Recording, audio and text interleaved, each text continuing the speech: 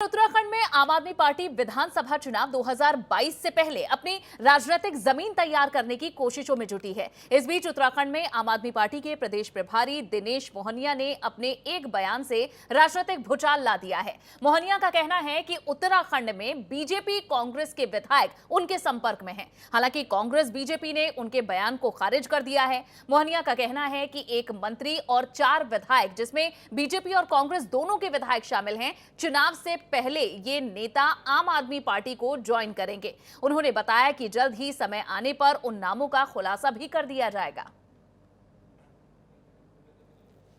मैं लोगों का आपके चैनल के माध्यम से आह्वान भी कर रहा हूं कि जो लोग ये चाहते हैं कि इस उत्तराखंड में कुछ होना चाहिए, कुछ बदलाव आना चाहिए और वो उत्तराखंड बनना चाहिए जिन सपनों को लेकर उत्तराखंड बनाया गया था, उन सभी लोगों का आह्वान है कि वो आम आदमी पार्टी में सम्मिलित हों और आम आदमी पार्टी के माध्यम से फिर उन सपनों को पूरा करें।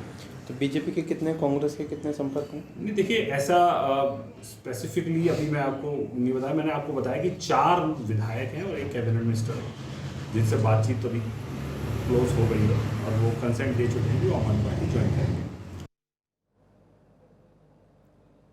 और नवीन हमारे संवाददाता हमारे साथ जुड़े हुए हैं। नवीन, सबसे पहले बताएं, इस बयान को देखा कैसे जाए? क्या ये वाकई ऐसा है कि कांग्रेस और बीजेपी के नेता आम आदमी पार्टी के संपर्क में हैं, ऐसी पार्टी के जिसका अभी कोई आधार उत्तराखंड में मजबूत नहीं है? दूसरी बात, क्या ये बयान किसी तरह से सुर्खियां बटोरने के लिए, अपने आप को केंद्र में लाने के लिए भी हो सकता है? जी बिल्कुल, देखिए, इसमें बिल्कुल सही कहा आपने कि इसके दोनों ही मायने हैं। जो आपने सवाल किया बिल्कुल वाजिब सवाल है। देखिए, इसमें बिल्कुल साफ है कि जो दिनेश मोहनिया है, प्रदेश प्रभारी हैं आपके, उन्होंने ये कहा कि एक मंत्री और 4 विधायक उनके संपर्क में हैं। अब सवाल ये है कि उन्होंने किस आधार पे किया और क्यों किया। हम जब सवाल पूछा गया तो जैसा आपने सुना होगा कि उन्होंने कहा वक्त आने पे बताया जाएगा। तो सियासत की एक बहुत बड़ी सियासत इसी तरीके की होती है। जब कोई नाम पूछिए तो हमेशा हर पार्टी ये कह देती है कि वो जब वक्त आएगा तो बताया जाएगा। तो इसका आधार कोई होता नहीं है और आधार अगर है भी तो क्या है, कब होगा, इसका खुलासा कुछ समय बाद होगा, जैसा उन्होंने कहा।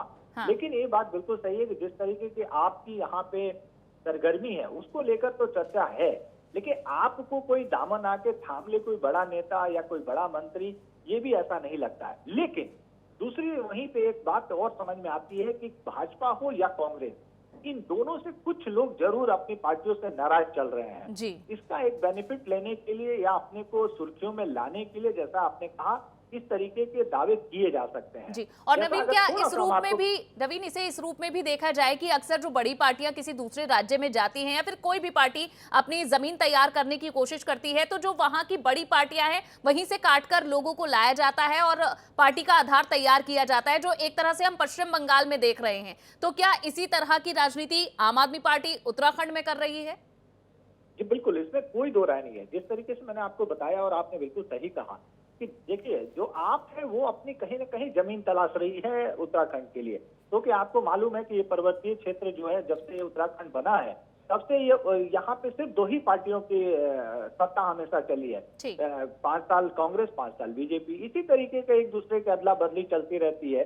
अब इसमें आप जब से आई है तब से निश्चित तौर पर एक सरगर्मी हुई है और एक तीसरे विकल्प के रूप में लोग देख रहे हैं। लेकिन चूंकि उसे अभी अपनी जमीन, बिल्कुल सही कहा आपने, तलाशनी है। लेकिन ये भी बहुत सही है कि अगर कुछ इस तरीके की घटनाक्रम, राजनीतिक घटनाक्रम पैदा कर पाती है आप, तो ये बहुत बड़ी बात होगी।